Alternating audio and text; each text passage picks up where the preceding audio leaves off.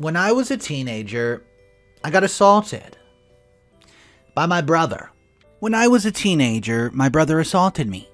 Despite I'm 2 years older than him, he was bigger and stronger. He threatened me, hurting me, and that no one would believe me, and kept doing it until I've had enough and told my parents. Sadly, he was right. My parents did not believe me. They were really mad and punished me hard for saying that horrible things about my brother. He was always their favorite, so they couldn't believe he's done that. I tried really hard to convince them, even showed my mother the bruises on my legs and the marks of his bites, but she refused to believe it. The moment I was able to, I ran away from home. For years, I resent them, even hated them. My brother for the abuse and my parents for doing nothing to help me. They only knew the truth because one day my brother was really drunk and told my dad about it. He told him how I was his first and how much fun he got from me. They contacted me and I believed they would apologize, offer me help, or even make my brother face consequences for what he's done. But no. My mother's idea was that everyone must admit we were all wrong. We all make mistakes and forgive each other for everything. So we could keep that in the past and become a happy and united family once more. I left them and never talked to them again. That's the moment I decided they were not the family for me. Now, in the present, after several years, a lot of struggles, and a long time in therapy, I'm finally happy in life. I'm married with a wonderful man and aiming to start some family one day. Until recently, my mother found me. My father's sick, his liver's failing, and needs a new one. My mother knows that my blood type is the same that my father needs, so he reached me to make a test so I could donate my liver to him.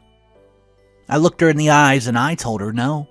I can't. Not to him, not to any of them.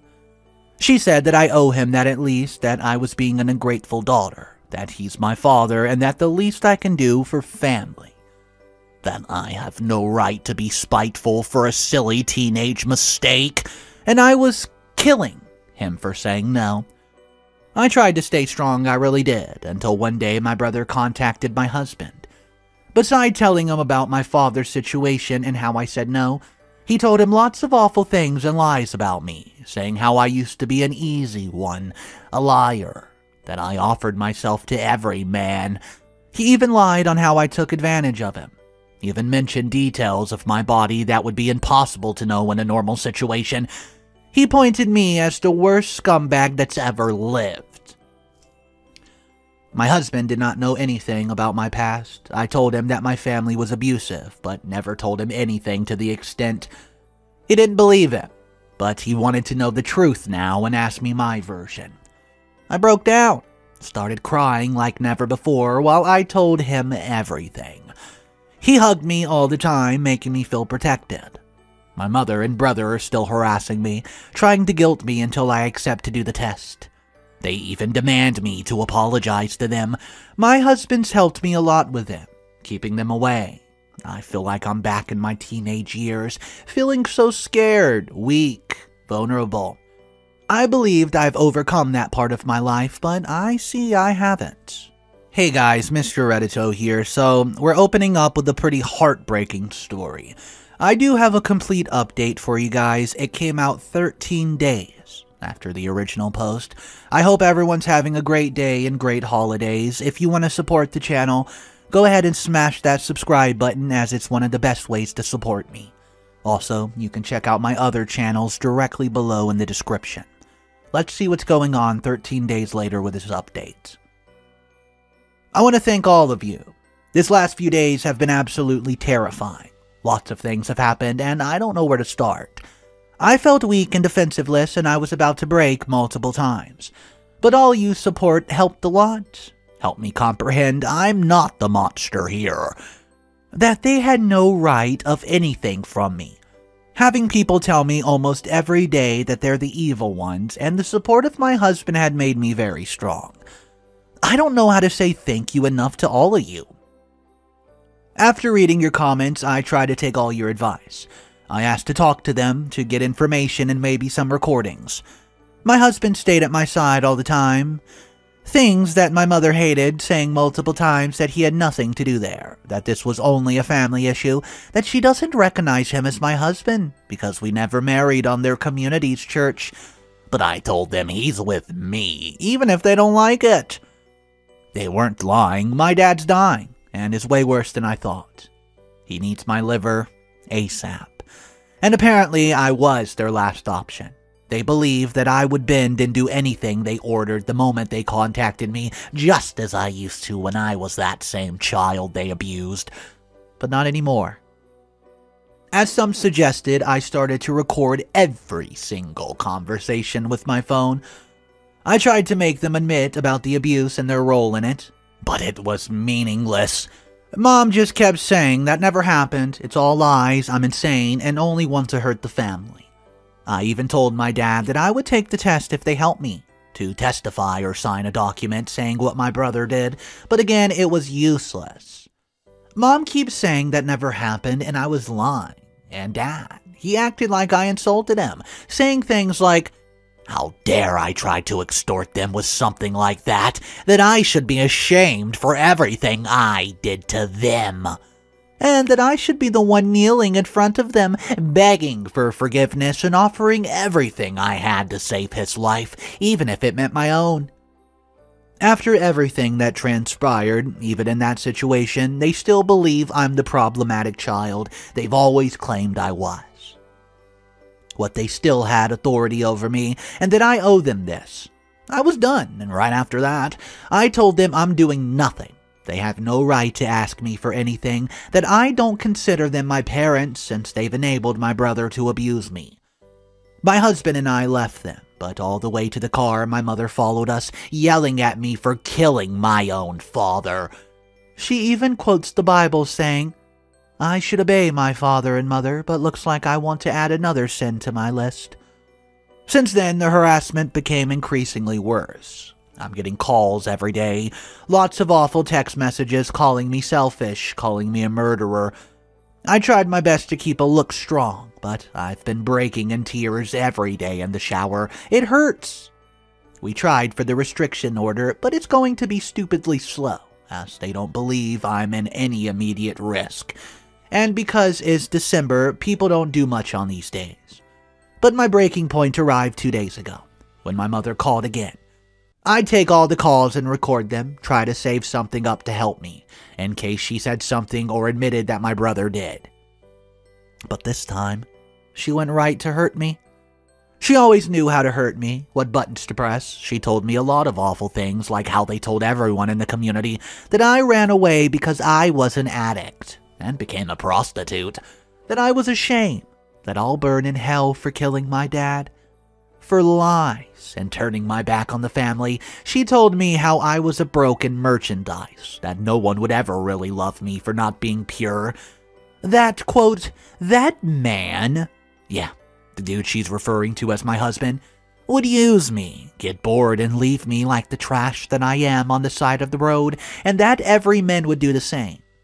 She kept on it for 30 minutes. I tried to reply at the beginning, making her say something, making her commit a mistake, but at some point it was too much. I couldn't stand anymore and broke. My husband found me on the floor. I was a crying mess, shaking. I tried to be strong, to face them, to maybe find some justice for what he did, but I couldn't take it anymore. I'm not that strong. He hugged me when I cried, and I begged him to never leave me, to love me, to take me from there, and I didn't know or want to know anything about them. He let me cry and supported me until I fell asleep. I don't know how he did it, but I woke up in bed. It was 4 a.m. when I woke up. He was still awake, taking care of me. I told him that I couldn't do it anymore. I can't stand against this, the transplant, trying to make my brother pay. I am done, and just wanted to escape this stupid reality. He told me that he would do anything I wanted as long as I was safe and happy. Yesterday, he came to me and asked me if I really meant what I said about escaping. I told him yes. I wanted to just get out, turn off my phone, and to not think about any of this. So, I was impatient for our trip. Every year we stay with his family for Christmas and New Year's. His family's amazing, and those days are super fun. Well, he said that we could have a little vacation before our vacation. He said that after a little research, he got us a trip to Las Vegas and Disney. He got everything ready, only needed to confirm, so he was asking me if I really wanted to get out. I was livid. I freaking love Disney and always wanted to go. I wanted to say yes, but how are we going to pay for it? We're not poor and have some savings, but everything he was offering me sounds so darn expensive. To put you in context, my husband loves video games, and besides our own savings, he's been saving to buy a complete gaming setup. He wants to buy it for his birthday, but he told me that, after he saw me and how I was, he needed to do something. So, he decided to take the money out of his savings and use it. This is one of the most beautiful things that he's ever done for me. I cried, hugged him. So now we're going to the US of A. I'm aware this is not solutions, and these monsters will still be here when I return. But with this, I'm getting away from them. To have peace and fun, and be surrounded of people that love and care about me. To me, that is a win. I'm notified the hospital that I'm being pressured for the transplant, and that I don't want to do it. Now, no matter what, I'm not giving him anything. I sent him a final text to my mother saying I'll never do it, stop harassing me, and never talk to me again. And that I will go to the police faster than you can blink, and do everything I can to put my brother in jail. Heck, why not prison? I don't want any of them in my life again. I blocked my mother's number and every unknown number that they've used these days and going full no contact. It's going to be hard, long and painful, but I have my husband's support and all the beautiful people listening. Again, thank you. Happy holidays, everybody. Hey guys, so I'm going to read 2 comments now on this story. This was a sad story, man. Let me know your thoughts about it. Here are the comments. The pain will end alright, but liver failure is one of the most excruciating pains to ever felt before death. I had slightly a fattened liver, and that had been debilitating pain at times. So bad that I cannot study or go to work. Liver failures is that times a million. It's the kind of pain I wish on my assaulter, but considering how much they drink, they're setting themselves up for it. And that's when comment 2 replies to that and says this. Wouldn't surprise me either if the failing of the liver is the result of drinking too. But no, that's not an easy death by any means. It's slow and torturous. In OP's place, I would have replied to the mother screeching how she's killing her own father. Glad to hear that. He can rot. Too bad he's not taking you along. Hung up on her and blocked her on everything. They can all go and do whatever they want. I don't care. So guys, let me know. Do you think the comment section is being a little bit too angry? Or do you think they deserve every single word spoken out of my mouth? Drop your comments down below. I would love to hear your opinion on this story, guys. And we're going to turn our attention to the final story of the video. Am I the a-hole?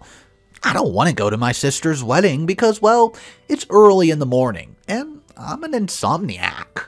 My sister, let's call her Hannah, isn't speaking to me right now because I RSVP'd no to her wedding in January. My mom wants me to change my RSVP, but honestly, the wedding isn't going to be possible for me to attend. And based on how my sister's acting, I don't want to go anyways. Ever since I hit puberty, I've had really bad insomnia. I usually go to bed around 6 a.m., 7 a.m. and wake up at 1 or 2. I've tried to change my sleep style and I just can't. It's like dealing with international jet lag. Hannah knows this, but always, quote, forgets and tries to wake me up for family things whenever she visits home, and I have to lock my bedroom door and really work to keep her out. When I got to the invitation for the wedding, I was super excited for her, because she was always wanting this big, extravagant wedding, and it looks like she's going to get it. And that might not be what I want / would have wanted, but she does, and that's exciting. I can acknowledge that at least, but then I saw the timeline, and there's a wedding brunch at 10 a.m. The ceremony's at noon, and then there's an afternoon party. I asked Hannah if I could just come to the afternoon party since I'll be sleeping at 10 a.m. She got furious, starts yelling over the phone about how since I'm her sister, I need to be there for the ceremony. I laughed and just told her no way I could be there on time because I'd basically be like trying to get someone on a 9-to-5 work schedule to attend a event at 2 a.m. I probably shouldn't have laughed, but it just felt ridiculous. If she wanted me to be there for the whole thing, she needs to plan for a time when I could actually attend. I work a full-time job as a freelancer, just not normal hours because of my insomnia. So it really bugs me when people act like my time's worth less than theirs. But now, the wedding preparations are happening, and they're happening at the house. The brunch is going to be there, and my mom's really upset with me for not coming to the wedding. She wants me to apologize to Hannah and be one of her bridesmaids. Hannah isn't speaking to me at all, but she's speaking to our mom, so maybe that is what she always wants. But I just feel like she owes me the apology, not the other way around. But I might be wrong because this is the first big fancy wedding in our family, and maybe I need to suck it up because, well, it's tradition to have a morning breakfast or something. Am I the a-hole for this situation? Mr. Reddito here, guys. I hope you're having a great day and enjoying the stories. I do have an update for this, but let me just tell you. Almost every single comment in the comment section is claiming that OP is in fact 100% the a-hole. So the next couple of updates are OP trying to explain to the people, hey, okay, maybe you were right. So here it is. Okay, that was the universe. I am the a-hole. I'll apologize to Hannah and ask if I can still attend the wedding. I think it's probably best if I'm not a bridesmaid, but I can still put on a dress and show up even if I'm tired. Thank you to everyone that sent in medical tips. I'm realizing that I need to get a second opinion that isn't our family doctor, because she isn't actually kind of dismissive about my sleep issues. And I used to like that because she made my mom calm down. And she supported me with doctor's notes for online high school, but some of you mentioned high blood pressure and delayed sleep phase orders. And I want to talk to someone who's at least willing to investigate with me. Update number 2. I sat down and talked with my mom about the situation with Hannah, and it was rough, but I think she understands a little better now where I was coming from, and is going to help me find a sleep specialist to go to. I asked her if she thought I should call Hannah directly, or if she should talk to her at first, and she said I should do it, so I tried calling but she didn't answer, so I sent her an apology text. No response yet, but I said sorry for laughing and for acting self-centered, and that if she would still like me to attend the wedding, I would be more than happy to attend. But that I probably shouldn't be a bridesmaid, but I could do the other things at the wedding like pass out stuff, and that I just want to make sure she has a good time. I don't know if she's willing to forgive me, but I do feel better now that I'm trying. I've also been watching a lot of videos on sleep rhythm disorders, and a lot of symptoms in my life make more sense now. So seriously, thanks everybody, and I'm going to search for a new sleep doctor once I find one with my mom.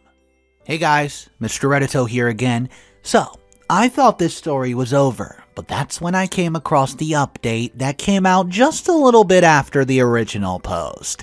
I'm going to go ahead and add it now here, and I'm just going to say OP's thinking this was a big eye-opener. First off, it was a big eye-opener to see that so many people thought I was, in fact, the a-hole. And after reading your comments, I do agree with you. I guess I could have been living a kind of sheltered life, and I wasn't thinking about the wedding the way I should have. I was kind of viewing it as a big party, more like a birthday party, than a once-in-a-lifetime event, and that was a mistake. Hannah asked me if I could get a coffee with her outside the house, and I was a little surprised that she wanted to meet that way, but I obviously said yes. I was getting really worried that she wasn't going to respond at all, but I think that was the best decision ever, because Hannah and I had a great conversation. It was kind of intense, but I think it was really necessary about some stuff that happened when we were kids, and our relationship with Mom. I won't go into all that here, but Basically, she apologized for trying to wake me up whenever she visits. I apologized for laughing about her wedding, and we both agreed that I need to, quote, A, talk to more doctors, and B, move out of the house of mother. We grew up pretty sheltered, and I hadn't realized how much it was impacting my mood and energy until we started talking about what she experienced when she moved out and went to college. She left home pretty early at 16, so we really didn't know each other as adults much. Well, she told me that when she first moved out, everything got easier with our mother, and she started going to therapy and got really into fitness and nutrition. And she realized that she felt a lot better with less contact with our family. But she got really worried about me being left home and wanted to check up on me / encourage me to move out, but did not know how to communicate that, particularly since I was always sleeping when she was over. I have some money saved from freelancing and saving on rent, so I'm going to think about different places to move to. My job can be done from anywhere, so now that I'm thinking about moving out, it feels weird that I was so stuck in my high school routine. I didn't even consider any other options. My sleep schedule's still super ducked, but Hannah has a friend who's a nutritionalist that's willing to do a consult with me over Zoom. So that's something I'm going to do next week. I called my family doctor and asked for referrals, but the only available appointment slot's like 2 months out. And I'm not sure if I'll even be in the state at that point. So I didn't book it yet, but I'm definitely going to try to get a medical team once I know what my plans are. Thanks again for all the advice, particularly everyone who messaged me directly. Have a wonderful day. Alright, I'll be honest with you guys. We already knew. The answer was you are the a-hole because I revealed it during the story. However, what level of a-hole would you guys rate this? If we were to guess 1 through 10 of being an absolute a-hole, 10 being the highest, 1 being not so bad, which would it be? If I had to pick a scale, I think it wasn't really a-holeness, it's just pure laziness. I understand insomnia is a real thing, but hey, this is one day. It's your sister's wedding, the most important thing in her life, as she said herself. So I'm going to rank it a 4 out of 10. I know it's not as high as some people would give, but a 4 is pretty strong. Maybe a 4.2 if you press me. But guys, let me know your thoughts. 1 through 10, drop it in the comment section. Thank you so much for tuning me in on this video. I hope you guys enjoyed it. If you did, go ahead and drop some support, a little bit of love. Hit that like button, subscribe to the channel, make sure those bell notifications are on, and have a wonderful day.